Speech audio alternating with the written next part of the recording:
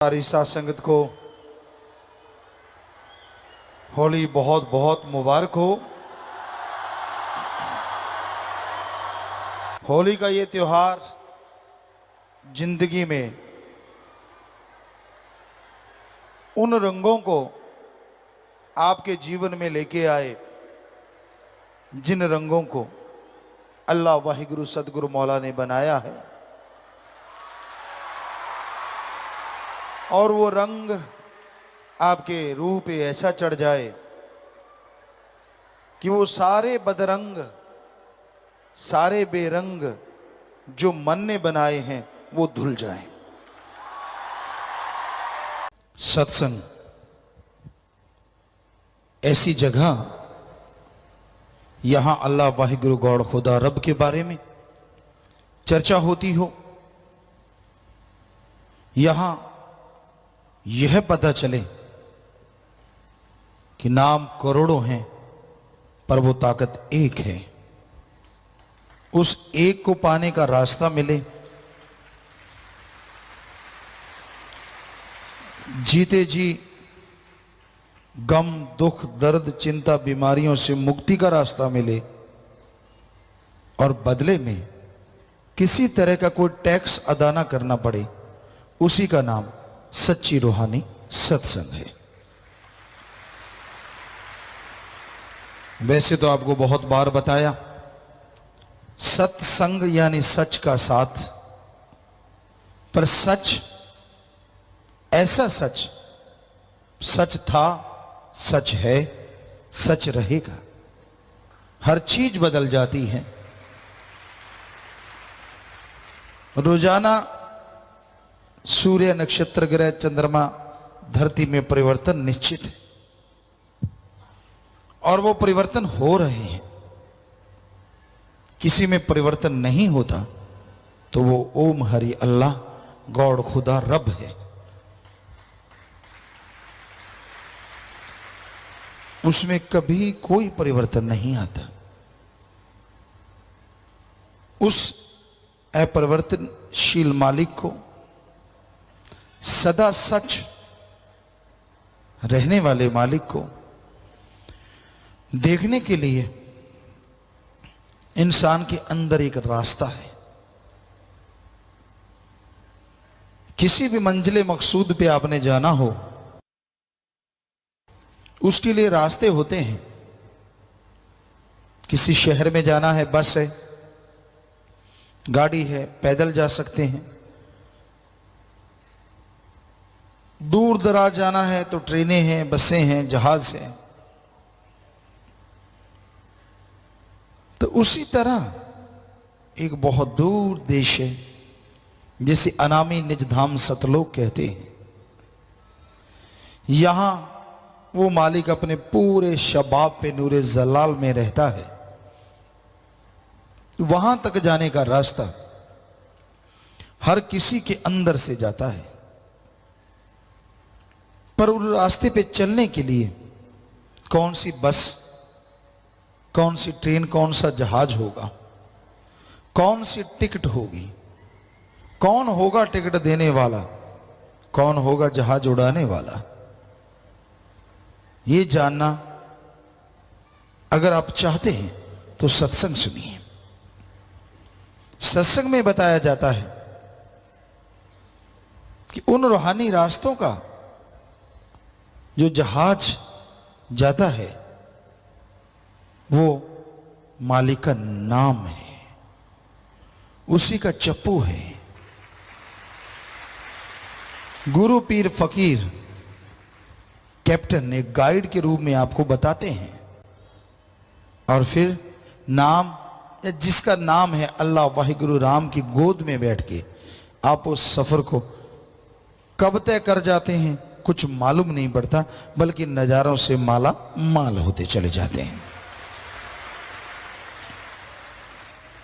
तो सत्संग में वो टिकट दी जाती है जो उस जहाज पे चढ़ा दे, जो सीधा अनामी जाता है, और उस टिकट को कहते हैं गुरु मंत्र, नाम, कलमा, मेथड ऑफ मेडिटेशन। आपने उसका अभ्यास करना है, आपने उसका जाप करना है। और उसकी निशानी क्या है? अगर आप कंटिन्यू लगातार घंटा सुबह शाम 2-3 महीने लगातार उसका जाप करते हैं तो उसकी निशानी यह है कि आप जीते जी गम दुख दर्द चिंताओं से मुक्ति हासिल करने लगेंगे। मरणोपरांत क्या होगा जीते जी देख पाएंगे। जीता जी आप सुख से जीवन व्यतीत करेंगे और मरणोपरांत आवागमन से मुक्त हो जाएंगे। ऐसी है राम नाम, अल्लाह मालिक के नाम में ताकत। पर अगर आप जाप करेंगे तो पाएंगे। आपको बादाम दें, आपको घी दूध, कितने भी मेवे मिष्ठान आपके सामने रख दें, आप खाएंगे नहीं। हजम कैसे होगा और पावर कहां से आएगी? सिर्फ सजदा करने से, धोख मारने से, माथा टेकने से तो वो बादाम या वो घी दूध की ताकत आप हासिल नहीं कर सकते।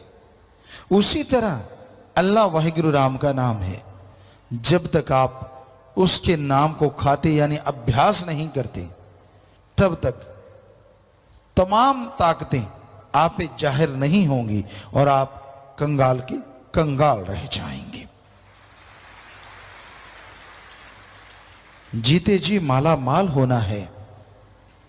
जिंदगी गुजर रही है और कुछ भरोसा नहीं होता। हर चीज की गारंटी बुनियाद होती है, पर जीवन की क्या बुनियाद? लोग घर से निकलते हैं, सफर तय करेंगे, ये काम करेंगे, वो करेंगे, फला करेंगे, और ऐसा एक्सीडेंट होता है प्राण पखेरु उड़ जाते हैं। कुछ होश नहीं होता, कुछ पता नहीं होता क्या होने वाला है। सब तमन्नाएं, सब इच्छाएं धरी धराई रह जाती हैं। सो कहने का मतलब, आप किस चीज की वेट कर रहे हैं? इंतजार किस चीज का कर रहे हैं? कब करेंगे आप ये बात? कब करेंगे आप सुमरन? क्या कोई भयानक बीमारी को उड़ीक रहे हैं, या फिर आप अपने कर्मों के बोझ तले दब जाएं तब आप उसको याद करेंगे? क्या सोच रहे हैं आप? क्यों नहीं सुख की जिंदगी में उसे शामिल कर लेते जो हमेशा आपकी जिंदगी को सुखमय रखेगा? और हैरानी यह है, उसको शामिल करने में टैक्स नहीं देना। आज पत्थरों की भी कीमत बेशकीमत, हीरे जवाहरात बेशकीमती हैं, सोना चांदी सब बेशकीमती हैं, कीमत बढ़ रही है। तो क्या ये आपके आने वाले दुखों को हर लेते हैं? थोड़ा बहुत सहारा बनते हैं। आप उन पैसे से सुख के साधन जुटा लेंगे, लेकिन कर्मों की जब मार पड़ती है ना, जितना मर्जी पैसा खर्च कर लो, कई बार बीमारी हटने का नाम नहीं लेती। क्या फायदा हुआ उनका? कितना खर्चा किया, लाखों करोड़ों रुपए हैसियत के अनुसार। पर एक ऐसी रसायन है, ऐसी औषध है, ऐसी दवा है जिस पे एक नया पैसा खर्च नहीं करना, और वो हर बीमारी के लिए रामबाण है। लगेगी ही लगेगी, कोई दवा लगे ना लगे। आदमी सोचते हैं ऐसी कौन सी दवा है? वही जो आपने ली है या लेना चाहते हैं। राम का नाम, अल्लाह की इबादत, वाहिगुरु की याद, गॉड्स प्रेयर, वो एक ऐसी दवा है। सुबह शाम नियम बना लो और उसको लगातार लेते रहो। दुख आए सुख आए परवाह ना करो। एक दिन ऐसा आएगा, सारे दुख जल जाएंगे और आपके जीवन में बहार छा जाएगी। क्योंकि जिसे वो देता है उसे अजमाता है, और अजमाने के बहाने और रहमतों के खजाने उसी पे लुटाता है। इसलिए आप घबराइए ना, मन के हाथों मजबूर ना होइए, मन के उतार चढ़ाव में मत पड़ो। मन बड़ी जालिम ताकत है। वैसे तो कहते हैं हवा की रफ्तार बहुत है और उससे बढ़ के प्रकाश की रफ्तार है। लेकिन मन की रफ्तार इन सबसे ज्यादा है। कब ये आसमान में ले जाए कुछ पता नहीं, और कब पताल में डुबो दे ये भी मालूम नहीं, कुछ पता नहीं चलता। बड़ी गति है इसकी, बड़ी तेज चाल से चलता है ये। आदमी सोचता ही रह जाता है, देखता ही रह जाता है, और ये अपना काम कर जाता है। इसलिए गुरुओं ने लिखा, संतों ने लिखा, मन के मते चलो मत कोई, गुरु कहे करो तुम सोई। ये भव में गोते खलवावे, ये गुरु से बेमुख करवावे। मन ऐसी जालिम ताकत है। इसीलिए तो इस्लाम धर्म में इसे नफ्स शैतान कहा है कि ये भी एक बहुत बड़ा शैतान है जो आदमी के अंदर सोया हुआ शैतान है, पता ही नहीं चलता इसका। कब आपके दिमाग पे हावी हो जाता है, कब आपकी बुद्धि को अपने कंट्रोल में कर लेता है, और कब आपको मालिक से दूर करने की प्लानिंग शुरू कर देता है। ऐसे करेंगे, फिर वैसे करेंगे, फिर ये करेंगे, फिर वो करेंगे। ये मन नहीं कहता कि तड़प तड़प के मरेंगे, बस वो बात छुपा लेता है, बाकी सारी तुकबंदी जोड़ देता है। ये मन की चालों को समझो। मन इतना जालिम है, सामने भगवान खड़ा हो तो भी नहीं मानने देगा अगर इसको रोका ना जाए, इसको कंट्रोल ना किया जाए। भगवान कृपा कर दे तो बात अलग है, वरना मन बहुत जालिम और बहुत ढीठ है। आदमी गलती करता है तो मन की वजह से, गलती करके फिर कहता है कि तू तो कभी खुशियां ले ही नहीं सकेगा, हालांकि खुशियां मिल रही होती, ये भी मन की वजह से। तू बुरा कर्म कर ले, ये भी मन की वजह से। भूल जाता है कि अगले बुरे कर्मों की सजा है, और करूंगा तो क्या होगा, मन याद ही नहीं रहने देता।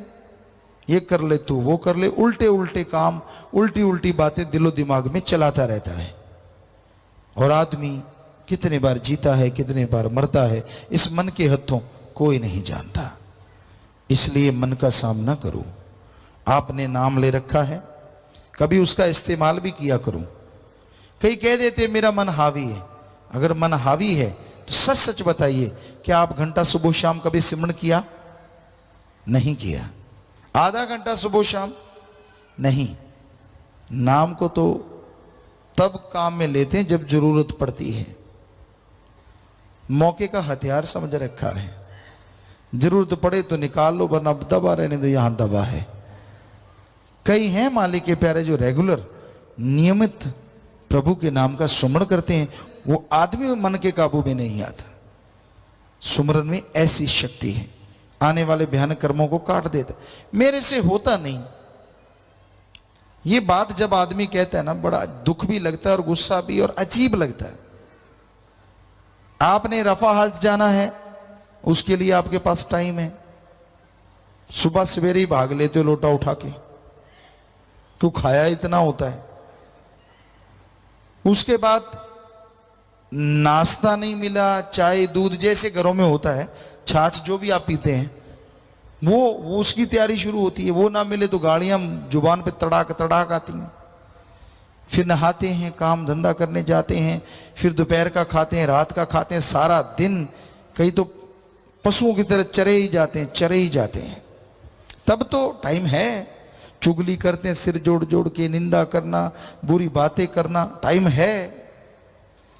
किसी की जेब कैसे काटे पता ही ना चले, किसी के साथ ठगी कैसे मारे, बुद्धू बना डालें, किसी का हक मार के खा लें, डरा दें, गरीबों को धमका दें, उसके लिए टाइम है। लेकिन अल्लाह वाहिगुरु का नाम, ओम हरि ईश्वर का नाम लेना, इसके लिए टाइम क्यों नहीं है? कोई जवाब नहीं। फिर कहते हैं मेरे कर्म ही बुरे हैं। लानत तेरे मन पे, कर्म बुरे तू खुद बनाए जा रहा है। मन की चालें चलता है, मन मते करता रहता है। और जो गुरु पीर फकीर ने बताया, अल्लाह मालिक का नाम कलमा कभी अदा करता ही नहीं। गुरु क्या करे? तू पशु तो है नहीं जो सांकड़ बांध के खूंटे पे बांध के छोड़ देंगे, हिल के दिखा, फिर तो मानी बात। हर कोई मर्जी का मालिक है। कौन किस टाइम क्या कर रहा है कुछ कहा नहीं जा सकता, क्योंकि मन हावी है इस कलयुग में। मन इंद्रियां शैतान का रूप धारण करे बैठी हैं। इंसान पल में बिदक जाता है, पैसा आ गया जेब में, सारे आदमी कीड़े मकोड़े लगने लगते हैं। खूबसूरती आ गई, सारे कुरूप लगने लगते हैं। घमंड आ जाता है, मैं वो। ये तो पता नहीं कि आखिर में हाल तो एक जैसा ही होना है। नहीं, किसी को बाल बच्चे ज्यादा हैं, उनका घमंड मेरे सामने कौन बोल सकता है? भूल जाता है रावण के 2.25 लाख थे। इतने तो तेरे क्या कुणबे में भी नहीं होने जब से जन्म लिया इस धरती पे, उसके अकेले के इतने थे। तो सब कुछ भूल जाता है मन के हाथों मजबूर होके ये इंसान।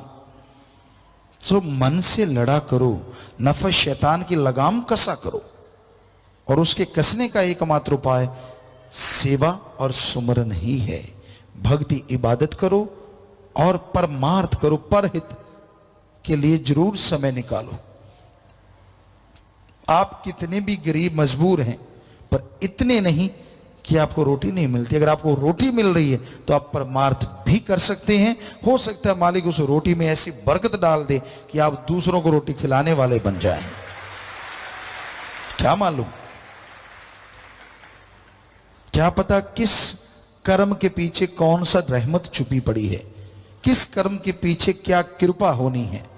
आप तो कर्म जोगी बनो, आप मेहनत करने वाले बनो। तो इंसान को कर्म जोगी मेहनत करते रहना चाहिए, सुमरन करते रहना चाहिए, सबका भला मांगना और करते रहना चाहिए, तो मालिक उसका भला जरूर कर देते हैं। किसी को चिंता बाल बच्चों की, किसी को जायदाद की, किसी को तन की, किसी को किसी की चिंता, और जो मालिक और मालिक के औलाद की चिंता करते हैं, मालिक उन्हें रहमो करम से माला माल कर देते हैं, अंदर बाहर से भर देते हैं। मालिक की चिंता कैसे? चिंतन, उसके नाम का चिंतन। जैसे मूसा की आपको बात सुनाया करते हैं, गडरिया कितनी चिंता कर रहा था अल्लाह की। अल्लाह तू बीमार हो, मैं भेड़ बकरियों का दूध पिलाऊं, मैं तेरे पे ऊन की चद्दर उड़ाऊं, मैं तेरे पांव दबाऊं। अब अल्लाह, आप अगर सोचिए अकल वाला कोई ऐसा सोचे, वो सोचे यार ये कैसे, जैसे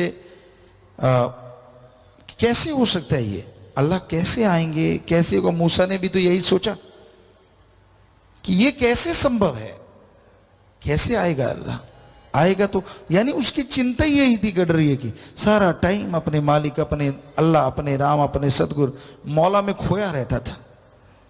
और देखिए आपने सुना है कि मूसा ने जब उसे बुरा भला कहा तो वो अपने बाल नोचता, शरीर के कपड़े फाड़ता, जंगल में भाग गया। अगर मूसा भी रोज इबादत करने वाले थे, वो इबादत पे बैठे कि वो मेरे से बहुत गुनाह हो गया, अंदर एक चोट लगी। कहां अल्लाह ताला फौरन रहमो करम बरसा देते थे, और कहां कई घंटे बैठने के बाद मात्र आवाज आई कि मूसा तुझे दुनिया में भेजा है मुझसे जोड़ने के लिए, तोड़ने के लिए नहीं। तूने जिस गडरिए का दिल दुखाया है वो मेरा बड़ा अजीज, मेरा बड़ा प्यारा भक्त है। तो मूसा फिर गए। अभी भी कहीं ना कहीं घमंड, और मालिक अपने भक्तों में, पैगंबरों में या किसी भी घमंड नहीं आने देते, खुद ही नहीं आने देते। जाके कहने लगा, वहां देखा, फिर वो हाथ ऐसे किए बैठा है, खून निकल रहा है, बाल उखड़े हुए हैं, और फिर वही बात करे, अल्लाह किसी की सुनना ना, बीमार हो तो मेरे घर में आना, छोटी सी झूंपड़ी है, मेरी भेड़ बकरियां हैं, मैं दूध पिलाऊंगा, पांव दबाऊंगा, दवाई बनाऊंगा, दिन रात आपकी सेवा करूंगा। मूसा ने हाथ जोड़े, प्रार्थना की, भैया आप मेरी बात सुनो। उसने आंखें खोली, कहने लगा जी क्या है? आप फिर आ गए। कहने लगा मेरे पास अल्लाह ताला आए थे, आप तो उनके बड़े अजीज हैं। कहने लगा मैं तो कुछ भी नहीं हूं भाई। पर वो गडरिया कहने लगा, तू मेरे पीछे क्यों पड़ा है? जिस अल्लाह ताला की तू बात करते तेरे पास आए थे, जब तू मेरे पास है वो तभी गए हैं, वरना वो रहती मेरे पास हैं। सारी खुदी पल में मिट गई। हैं ये क्या है? अब आप सोचें इतना अमीर क्यों नहीं था, भेड़ बकरियां ही। अल्लाह ताला ना अमीरी देखते हैं ना गरीबी देखते हैं, वो आदमी का दिलो जिगर दिलो दिमाग देखते हैं, कौन उसके लिए तड़फता है, कौन उसके लिए व्याकुल है, उसकी झोलियां अपने रहमो कर्म से माला माल भर देते हैं, चाहे वो अमीर हो चाहे वो गरीब हो। तो इसलिए आप किसी का बुरा ना सोचें। आप जलते रहते हैं दूसरों को देख देख के। वैसे तो ये जलन हर समाज के हर हिस्से में है। किसी दफ्तर में देख लो आप, किसी स्कूल में देख लो आप, बच्चों में देख लो, टीचर मास्टर लेक्चरारों में देख लो, किसी में देख लो, कहीं जाइए आप, रूहानियत में देख लो। कोई भक्त आगे निकल गया, पीछे दूसरों को पूंछ की तरफ से आग लग जाती, यार ये इतना आगे निकल गया, उसी को भक्ति दे रहे हैं अपनी, उसी का सोच सोच के। कहां तो मालिक का सोचना था, सतगुरु मौला का सोचना था, वो मुझे खुशी दे, वो मुझे रहमत ना, उस आदमी का। अच्छा ये आगे निकल गया, ओहो हो, बहुत बुरा हुआ, अब अपना क्या होगा? क्यों, क्या होना है? अल्लाह तो कण कण में, राम तो कण कण में, जर्रे जर्रे में मौजूद है। तूने तेरे वाला जर्रा खाली कर रखा है, तू अपनी भक्ति सारा उसी को दे रहा है जो भक्त आगे निकल रहा है। वो निकल गया, वो हो गया, ये हो गया, वो हो गया, आप उसके मैल धो रहे हो और उसकी जोड़ी में और खुशियां डाल रहे हो, और खुद की जोड़ी फूंक मारने जैसी हुई पड़ी, बिल्कुल खाली। तो इसलिए रूहानियत के रास्ते में किसी को चलता देख के अगर वो रूहानियत में तरक्की करता है, मालिक की खुशियां हासिल करता है, तो शुक्र मनाओ कि वाह मालिक तू धन्य है, ये इसके ही काबिल था और मुझ पे रहमत कर, मैं भी तेरे काबिल बनूं, दैट्स ऑल। लेकिन इसका उल्टा चलता है, ये आगे निकल गया। कई कहते कल दी भूतनी से व्या चद, पंजाबी में एक कहावत कि कल ही जल के भूत बन के आया और पूरे शमशानों में कहता आधा शमशान भूमि मेरी। हम तो कब के पुराने भूत बैठे, बुरा ना मनाना, समझ गए होंगे आप। तो यहां रूहानियत में पुराने नए से कोई बात नहीं। अगर आपके अंदर घमंड है, मैं पुराना हूं, मैं ऐसे हूं, मैं वैसे हूं, तो घमंड पल्ले रह जाएगा। और रूहानियत में तो जो झुक गया सो पा गया, जो तन गया सो गवा गया। ये असूल है रूहानियत का, सूफियत का, कि अगर आप दीनता नम्रता रखते हैं तो बेहद खुशियां हासिल कर लेंगे। और अगर आप अहंकार में, घमंड में चूर हैं और हमेशा दूसरों का बुराई सोचते हैं, तो उसका एक ही उपाय है, आप सुमरण किया करो, सेवा पे तन मन धन से पूरा जोर लगाया करो, ताकि आपके अंदर की बुरी आदत खत्म हो जाए। आप दूसरों को आगे बढ़ता देख के, भक्ति करता देख के खुश हो जाएं, ना कि जलन करें। तो इसलिए भाई ये सारे कारनामे मन के हैं। मन ही आदमी को भरमाता है, मन ही आदमी को लड़ाता है, मन ही आदमी को रूहानियत से दूर करता है, मन ही भगवान अल्लाह मालिक की खुशियों के बीच में दीवार खींच देता है। इस मन रूपी दीवार को हटा दीजिए। और हटाना इतना आसान नहीं है, लेकिन असंभव नहीं है, संभव है। बस सुबह शाम नियम बना लो, घंटा सुबह शाम जाप करना ही करना है, परमार्थ सेवा करनी ही करनी है। क्यों किंतु परंतु नहीं, व्यवहार के सच्चे बनना है। यकीन मानिए आपका मन हार जाएगा, आत्मा की जीत होगी। और जब रूह आत्मा जीत जाएगी, कण कण में, जर्रे जर्रे में मालिक सतगुरु बैठा नजर आने लगेगा। फिर परमानंद होगा, फिर वो खुशियां होंगी जिसकी आप कल्पना नहीं कर सकते। सत्संग में जब आप चल के आते हैं तो साईं मस्ताना जी दाता रहबर ने, कुल मालिक ने, शास्त्राम जी दाता रहबर कुल मालिक ने एक ऐसा दर बना दिया है, यहां से सिर्फ आप अगले जहान का नहीं, इस जहान का भी काज सवार सकते हैं। यह आपकी श्रद्धा, आपकी भावना पे निर्भर करता है। श्रद्धा सिर्फ सदगुरु मालिक के लिए रखनी चाहिए, किसी आदमी के पीछे पागल नहीं होना चाहिए। अपने सदगुरु मुर्शिद या अल्लाह वाहिगुरु राम, बस और तरफ ध्यान ना जाए। बाकी सबसे प्यार करो, बेगर्ज प्यार करो, बेगर्ज मोहब्बत करो। किसी से नफरत करना तो संत सिखाते नहीं, पर हद से ज्यादा गुजर जाना ये गलत होता है। इसलिए दीनता नम्रता धारण करते हुए भावना से सुमरन करो, यकीनन जन्मों जन्मों के पाप कर्म कट जाते हैं। सेवा आप करो और वो खाली चली जाए, ऐसा हो नहीं सकता, ऐसा कभी नहीं हुआ। कोई भी सज्जन हमें बता सकता है कि हाँ पिताजी मैंने बहुत सेवा की, बचनों पे पक्का रहा और थोड़ा सिमरण करता रहा और मुझे कोई कमी है, हम चैलेंज करते हैं, ऐसा कभी हो नहीं सकता। छोटा मोटा काम नहीं होता इतना बड़ा चैलेंज करना, क्योंकि 5 करोड़ साध संगत है और उसमें क्या पता कोई खड़ा हो जाए जी नहीं जी। पर क्योंकि शाह सतनाम शाह मस्तान जी दाता पे 100 कहने को 100 ही होता है और 1,00,000% कहो तो हमें 1,00,000% यकीन है कि ऐसा हो ही नहीं सकता।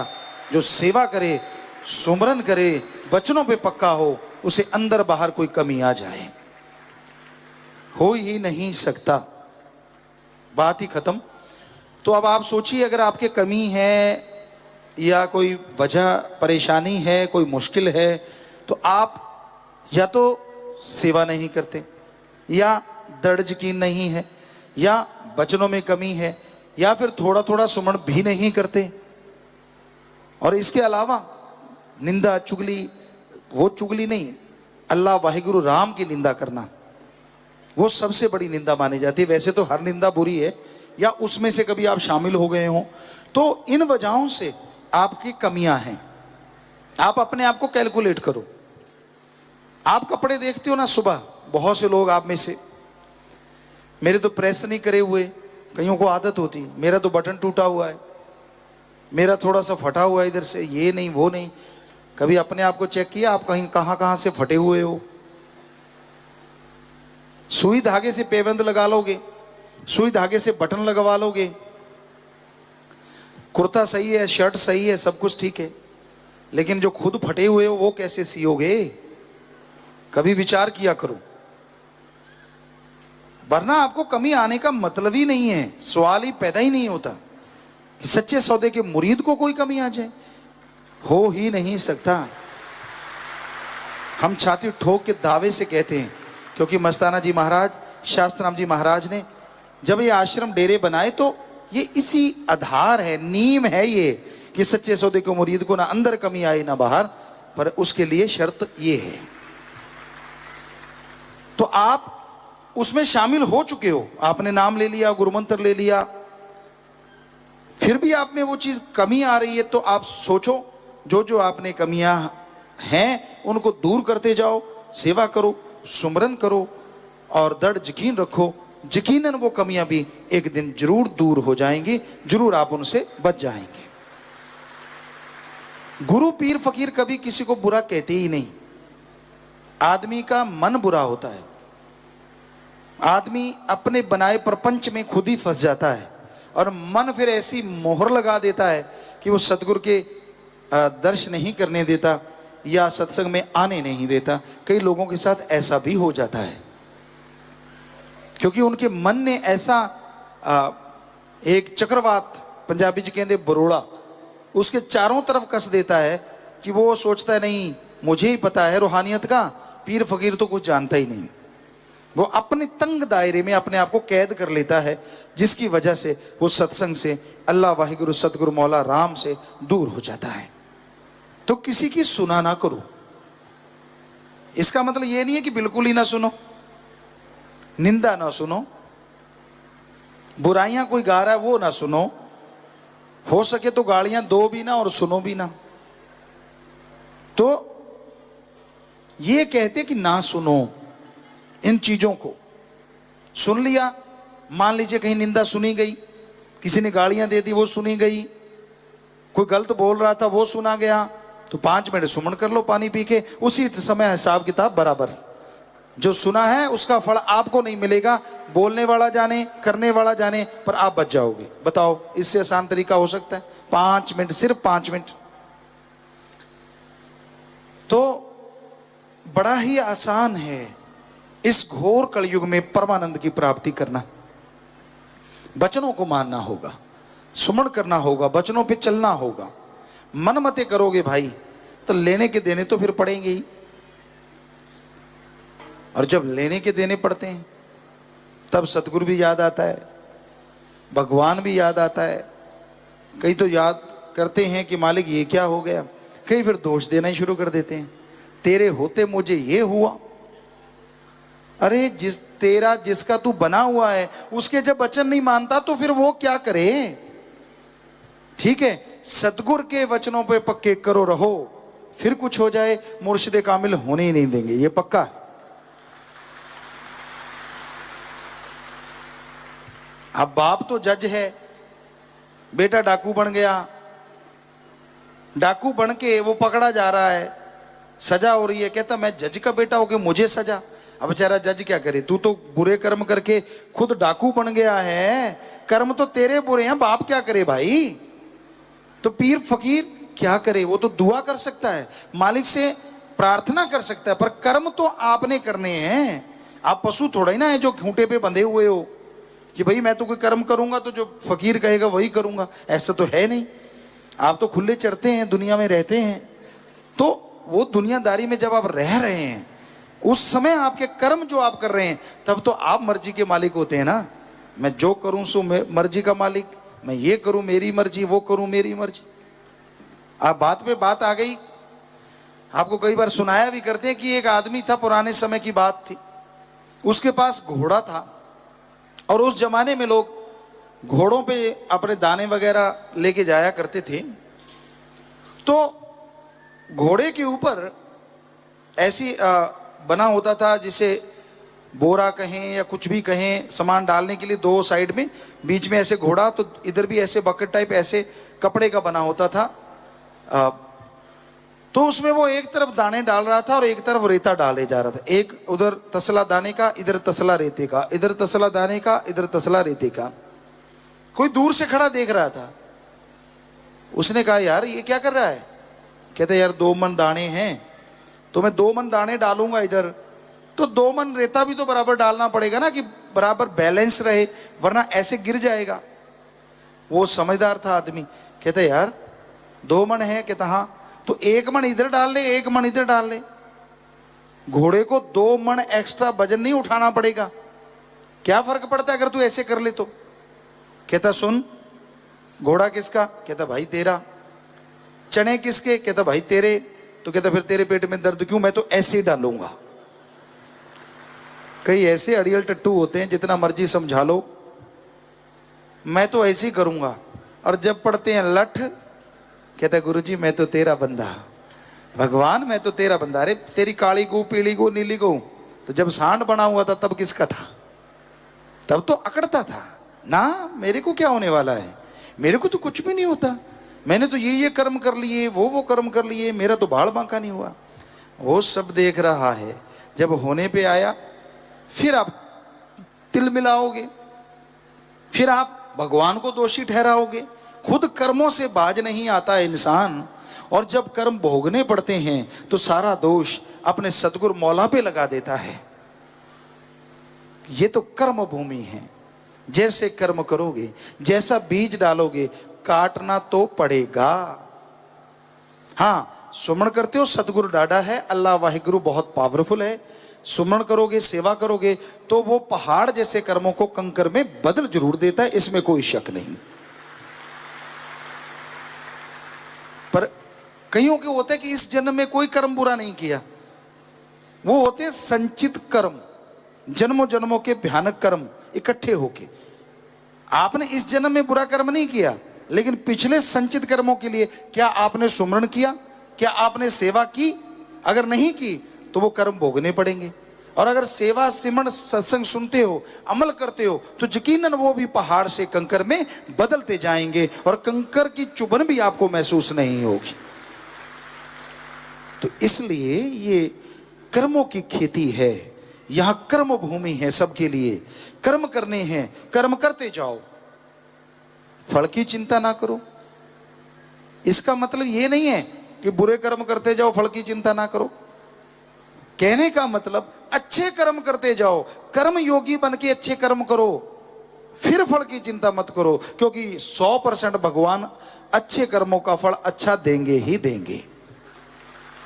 पर बुरे कर्म करोगे तो फिर आपको पता ही है, जैसा कर्म वैसा फल वो भी आपको मिलेगा ही मिलेगा। किसी का इसी जन्म में भुगत जाता है, किसी का ऊपर जाके नरकों में।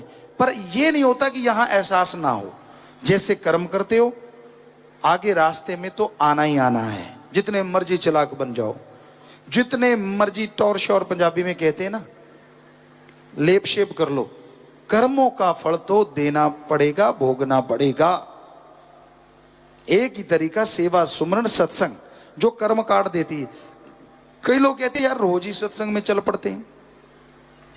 कईयों को होता है सत्संग सुना है वो ही वचन आएंगे, वाह आप तो भगवान हो गए।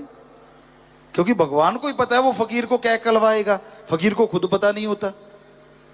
माई को क्या पता कौन बोलेगा या क्या बोलेगा। उसी तरह वो तो मालिक करवाने वाला है। तो जो भी आदमी सत्संग आता है बना बनाया सिमरन लेके चला जाता है, उसके संचित कर्म कट जाते हैं, खुशियां मिलनी शुरू हो जाती हैं, यकीन बढ़ता है और मालिक के नजारे आने शुरू हो जाते हैं। तो इसलिए ओवर स्मार्ट मत बनिए, मत कीजिए बुरे कर्म, मत करो गलत कर्म, वो सब देख रहा है। अच्छे कर्म करते जाओ, भले कर्म करते जाओ, सेवा सुमन करते जाओ, यकीनन अंदर बाहर से माला माल हो जाओगे। इंसान के चेहरे पे जब खुशी होती है, दिलो दिमाग में जब खुशी होती है, तो बंजड़ भी बहारों के माने लगता है, बाग बगीचे फूलों की खुशबू आने लगती है। और जब आदमी गम में, दुख में, चिंता में डूब जाता है, तो बहारें भी पतझड़ बन जाती हैं। उस परमपिता परमात्मा से, ओम रामदाता से, सदगुरु से जब इंसान प्यार करता है, सच्चे दिल से, सच्ची भावना से, तो यकीन मानो उसकी पतझड़ जिंदगी में कभी आता ही नहीं। एक पौधा होता है, बहुत से बच्चे जानते होंगे, बुजुर्ग जानते होंगे, सदाबहार। उसमें फूल हमेशा रहते हैं, फूल जाते नहीं, इसलिए उसका नाम है सदाबहार। तो जो परम पिता परमात्मा सदगुरु के वचनों पे 100% पहरा देता है, ठोक के दृढ़ यकीन रखता है, ये दो ही बातें काफी हैं।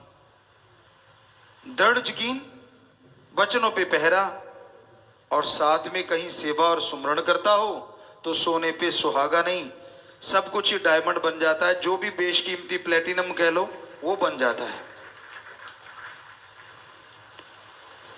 उनके अंदर कोई गम, दुख, दर्द, चिंता उनको नहीं सताती।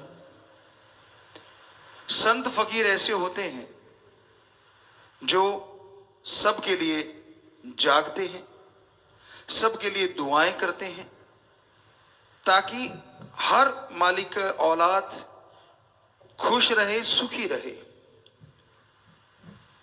और जो संत पीर फकीर से जुड़ जाता है, अगर वह वचनों को मानता रहे, अपनी ईगो, अपने अहंकार को एक साइड में रख के वचनों पे माने, वचनों को मानता हुआ उस पे चले, तो यकीन मानो उसकी जिंदगी में वो सदाबहार वाली बात बनी रहती है। सुख दुख की तमीज नहीं रहती उन लोगों को जो सच्चे दिल से अपने सतगुरु मौला के वचनों को फॉलो करते हैं या मानते हैं। गुरु को मानना एक अलग बात है, गुरु की मानना और गुरु को मानना, ये दोनों सबसे बड़ी बातें होती हैं। गुरु कभी भी अपने लिए पर्सनल कुछ करने को नहीं कहता, बल्कि वो तो सबके बोझ उठा के सबको मुस्कुराने की वजह देता है, सबको खुश करने के लिए हर वचन कहता है, हर किसी की जिंदगी से दुख, दर्द, चिंता, परेशानियां मिट जाएं, इस तरह की बातें समझाता रहता है। किसी का भी दिल दुखे संत कभी भी कल्पना नहीं कर सकते। और बात चली थी प्रसन्नता, खुशी की। आज बड़े बड़े महानगरों में क्लब खुले हैं, यहां पे 5-7 लोग सामने खड़े हो जाते हैं तो हा ही हू शुरू हो जाता है। वो सामने खड़े होके ऐसी एक्टिंग करते हैं थोड़ा अजीब अजीब, तो सामने वाले हंसते हैं और बदले में पैसे लिए जाते हैं। क्लब खुले हुए हैं, उसमें रजिस्ट्रेशन होता है। पर जो राम नाम से जुड़े होते हैं उन्हें चिंता नहीं करनी चाहिए। हालांकि जब हम अंदरूनी निगाह से देखते हैं बहुत चिंता में रहते हैं लोग। पहले हमने एक भजन बोला था इंजॉय, तो हमें नहीं लगता हमने कोई कसर छोड़ी उसमें, कि हमने आपको बताया कि कुछ भी हो रहा है कैसे भी हो रहा है आप टेंशन ना लिया करो, चिंता ना किया करो, क्योंकि चिंता जीते जी जलाने वाली चिता होती है। चिता एक बार जलती है, कहते हैं ना हड्डियां लकड़ियों की तरह जल जाती हैं और मांस जो है, और वो जिस तरह से कोई कोयले जलते उस तरह से, और सिर के बाल जैसे कोई कोयले को बाद में जलाया जाए इस तरह से पल में राख हो जाते हैं। लेकिन वो तो थोड़ी देर में खत्म हो जाता है सौदा। चिंता ऐसी चिता है जो जीते जी इंसान को जिंदगी भर तड़पाती रहती है, मारती रहती है, फिर जिंदा होता है, फिर मरता है, फिर जिंदा होता है। पता नहीं जीवन में कितनी बार मरता है, कितनी बार जिंदा होता है। जो भक्त होते हैं ना उनके अंदर ईगो नहीं होती। आप ऐसा करना मत, पर हमने चेक किया है गांव में अगर बैठे और कहने लगे जी वहां नाम चर्चा हुई, वो कुछ लोग और थे, बहुत पहले की बात है, मे बी 80 की बात हो, 80 की, 1980 की, कहने लगे सच्चा सौदा से आए हैं और ये वो, तो हालांकि वो गुमराह हुए थे लेकिन गांव में लोगों को पता नहीं था इस चीज का। तो एक ऐसे पालथी मार के यूं भक्ति पे बैठा ऐसे, अब नाम चर्चा चल रही है और वो यूं बैठा, तो सारे उससे दूर दूर बैठे। हमने कहा भाई क्या हो रहा है?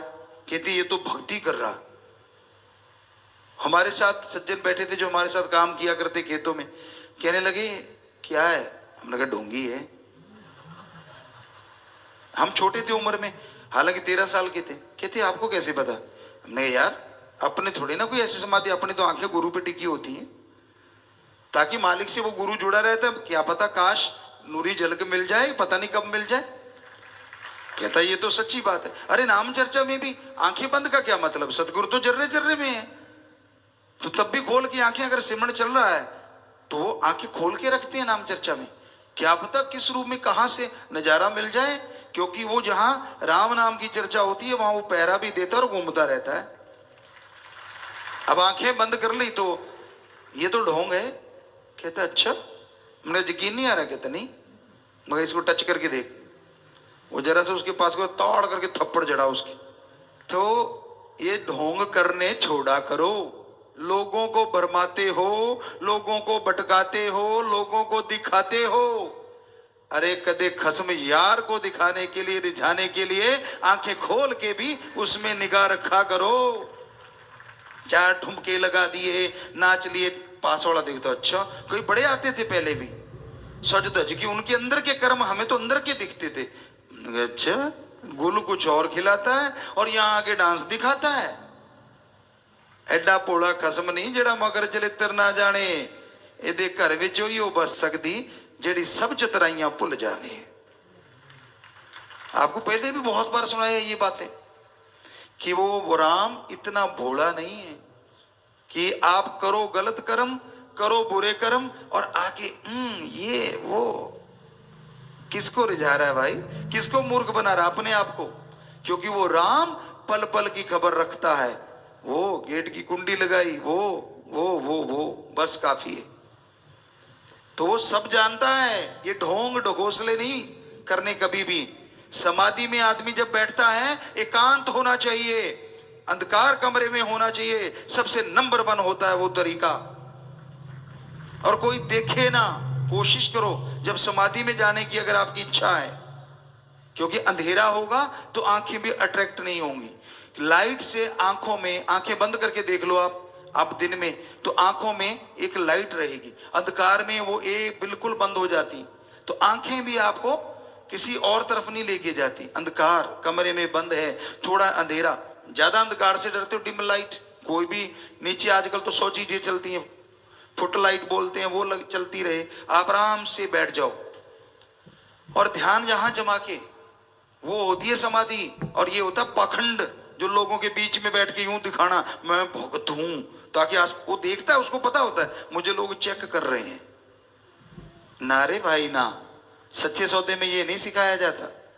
तो ये अहंकार की जड़ होती है, ये मान बढ़ावे के भूखे होते हैं। बेपरवाह मस्ताना जी महाराज की बात ख्याल में आ गई। श्रावण शाह साईं जी जब गुफा से तेरावास से निकलते थे तो वो साईं जी अपने पांव में घुंघरू बांध लेते बड़े बड़े, और जैसे श्रावण शाह जी बाहर निकले तो वो डांस करना शुरू कर देते। मेरा मक्खन मलाई, मेरा दाता रहबर, मेरा सतगुरु मौला, जितने भी उनके शब्द थे वो अपने आप में अलग ही थे। अब वहां गड़बड़ हो जाती, क्योंकि अलग अलग परंपरा होती है। व्यास जी में ये परंपरा है कि वहां साध संगत जाती है तो समाधि रूप में बैठती है, लेकिन वहां जब मान लो सारे आदमी ऐसे बैठे हैं और वहां मस्ताना जी महाराज नाच रहे हैं, वहां तो कोई नाचता नहीं था। तो जैसे श्रावण शाह जी आते कहते वाह भाई वाह, वाह भाई वाह, वाह भाई वाह, वो दूसरों ने देखा यार ये तो सारी वाह भाई तो यही लूट जाता है, हम तो बैठे ही रह गए। वो दो चार ने और घुंघरू बांध लिए, आए और जैसे श्रावण शाह जी महाराज बाहर आए तो नाचने लगे। और मस्ताना जी का तो रूटीन था, वो आगे आके नाचने लगे। वो तो जहां रोज रहते थे वहीं से नाच रहे थे। वही जो आपको बोला था, आंखें होनी चाहिए यार पे चाहे पीछे बैठे। तो वो नाच रहे हैं अपनी मस्ती में आगे, और वो बोले जा रहे हैं जो भी बोले जा रहे हैं, धन मेरा निरंकार, धन मेरे श्रावण शाह, धन मेरे दाता रहबर, धन मेरा सतगुरु मौला। अब वो जो दूसरे थे वो भी नाचने लगे। उन्होंने सोचा हम आगे हो जाते हैं, तो वो ज्यादा ही आगे होने लगे। तो श्रावण शाह जी दाता रहबर ने बोला, मस्ताना तो एक ही है, बाकी तो डुप्लीकेट होता है। बुरा ना मनाना भाई, किसी ने वो सुन ना रहा हो उनका कोई परिवारजन। तो कई बार ऐसा होता है, तो ये ड्रामे नहीं, वो मस्ती जब आती है ना वो अंदर से आती है। कईयों ने हमारी सत्संग में ये बात सुन ली पहले, वो बिना साज के बिना वजह ही नाचते रहे, कहते भी हमें भी देखो। मैंने कहा यार तू जाने दे, क्योंकि उन्हें लगा कि भाई हम भी थोड़ा सा वैसे नकल करें। ये नकल या अकल का काम नहीं है।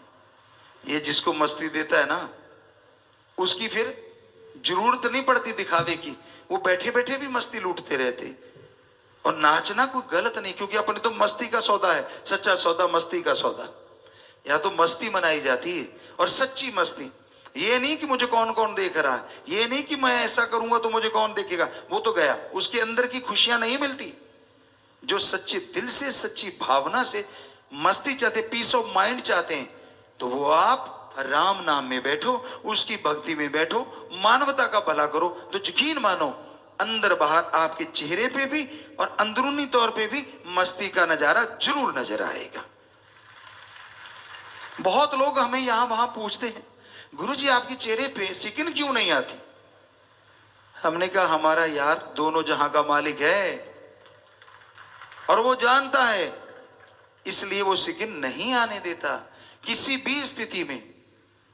इसलिए सिकिन नहीं आती, वरना ये शरीर तो वही है जो सबका है, इंसानी शरीर है। पर दृढ़ यकीन है अपने सदगुरु शास्त्र नाम शाह मस्तान दाता रहबर पे, था, है, हमेशा रहेगा। हमें किसी को वो चिट देने की जरूरत नहीं है। वहीं पे फिर आते हैं कि जब आप सत्संग में बैठते हो, राम नाम में आके बैठते हो, तब ये ध्यान रखा करो कहीं आप दिखावा तो नहीं कर रहे, कहीं ढोंग ढकोसला तो नहीं कर रहे।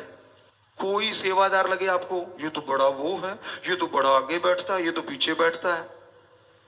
क्या उसके लिए जिंदगी लगाई आपने? क्या उसको देख के राम नाम से जुड़े हो? कहां है दिमाग आपका? कहां मन आप पे हावी हो जाता है? हमने तो अपने एक ही यार को देख के यारी लगाई थी, और वो शास्त्र नाम शाह मस्तान। आज भी वही दिखता है। हम तो जिसमें निगाह घुमाते हैं वो बैठा हंस रहा है, मुस्कुरा रहा है। इसलिए तो आज हंसी वाली बात शुरू कर दी। हालांकि आप कईयों के 4:40 बजे हुए थे, लेकिन हमें तो 10-10 ही लगते हैं जिधर भी देखते हैं, क्योंकि मेरा यार, मेरा सतगुरु सबके अंदर बैठा मुस्कुरा रहा है। आपको नजर नहीं आ रहा तो सिमरण किया करो ना, सेवा किया करो। बैठा आप में गजब है, हर जगह बैठा है, कण कण में बैठा है। तो आप ये मत देखा करो कौन कैसा है, कैसे चलता है, कैसी सेवा उसकी। सब ढकोसला हो सकता है और सारे सच्चे भी हो सकते हैं। बहुत ही बढ़िया सेवादार है हमारे, पर कोई कोई ऐसा भी है, वरना हम ये बात कभी ना कहते। सारे अच्छे सेवादार हैं। 100 में से अगर 90-95% भी ऐसे नहीं है, तो इससे हमारे से लक्की कोई हो ही नहीं सकता जिसके बच्चे इतने अच्छे हैं, वो भी इतने घोर कलयुग में। वरना डुप्लीकेट ड्रामे चल रहे हैं। हमें बार बार इसलिए कहना पड़ता है क्योंकि ऐसा करने वाले बहुत हैं। वो कसम पल पल की खबर रखता है। फिर अगर ऐसे हो गए तो फिर मत कहना ऐसे क्यों हो गए, क्योंकि अगर आप आशिकी दिखाते हो तो आशिकी पे खरे भी तो उतरो, पक्के भी तो बनो। दिखावा नहीं, ढोंग नहीं, ये नहीं चलता ज्यादा देर। ठीक है, आपको आज नहीं जच रहा, तब पूछेंगे जब कोई 4 लोग ना उठा के ले आए कि पिताजी बीमार हो गया। मालिक ना करे ऐसा हो, इसलिए आज आप बोल रहे हैं।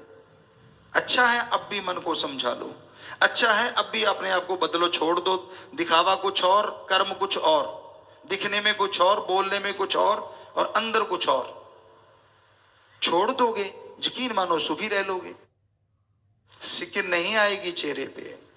अगर 100% गुरु से प्रीत लगी है, गुरु बिना दूसरी बात ही नहीं आती। गुरु की निंदा सुनना तो दूर की बात, अगर चस्के लेके सुनते हो या ऐसे लोगों की सोबत करते हो तो फिर मुश्किल है चेहरे पे नूर रह पाना। इसलिए हाथ जोड़ के विनती है, बुरा ना मनाओ। एक माँ बाप की तरह कह रहे हैं, हम कौन सा कुछ गलत कह रहे हैं, सच्ची बात कह रहे हैं जो कि बेहद कड़वी होती है। कड़वी तो कुनैन भी होती है। पुराने टाइमों में, आजकल शुगर कोटेड आ गया, हमारे जमाने में मान लो 70-72 में ये देखा करते थे, बड़ी कड़वी कुनैन आती थी और वो लिक्विड होती थी। और क्या करते थे, पंजाबी जी कहते तौड़ी वाला दूध, सारा दिन कड़ता रहता था। उस दूध को ठंडा करके और उसमें बहुत सारी चीनी डाल देते थे ताकि बिल्कुल चाशनी बन जाए। और उधर से बच्चे का मुंह में डालते चम्मच, नाक लेते पकड़। अब नाक में श्वास नहीं आया तो गट गया, बच्चा चीखता, इससे पहले दूध लगा देते मुंह पे, तो मीठा मीठा दूध फटाफट चढ़ा जाता, भूल जाता कि मैंने कड़वी दवाई ली है। आजकल उस कुनैन के ऊपर ही शुगर कोटेड कर दिया, हाईटेक हो गया थोड़ा। तो इस तरह संतों की बातें होती तो सच्ची, पर कईयों को कड़वी लगती हैं, और जो वचन मानते हैं उनके लिए वो दूध वाली लगती है। कड़वी इसलिए लगती है क्योंकि उनके अंदर सारी कमियां होती हैं, और दूध वाली मीठी उनको लगती है जो कहते हैं यार शुक्र है पहले ही सुधर गए, नहीं तो आज आप इसी में बैठे होते। तो भाई हमारा आपका दिल दुखाने का नहीं, तभी हमने खुशी से शुरू किया कि बेटा खुश रहा करो, मस्त रहो। जो होना है वो राम जानता है, जो करना है वो राम ने करना है। हमारा काम मेहनत करना है।